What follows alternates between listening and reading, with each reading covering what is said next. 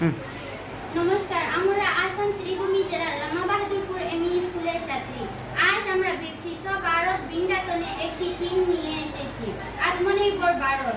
এখানে আমরা ছোটখাটো কাগজ দিয়ে ফুলদানি, বিভিন্ন ধরনের আকর্ষণীয় খেলনা, ঘর ইত্যাদি তৈরি করতে পারি, যার ফলে ফেলে দেওয়া আবর্জনা যথোপযুক্ত ব্যবহার করে আমরা এইগুলো বাজারে বিক্রি করতে পারি, আত্মনির্ভর হতেও পারি। মানুষ যখন জল খেয়ে প্লাস্টিক বোতলগুলো বাইরে ফেলে দেয়, তখন প্লাস্টিক বোতলগুলো নালায় জমা হয়, নালায় জমা হয়, বন্যার সৃষ্টি হয়। এই বোতলগুলো দিয়ে আমরা নানা ধরনের ফুলের টব, ফুল তৈরি করতে পারি এবং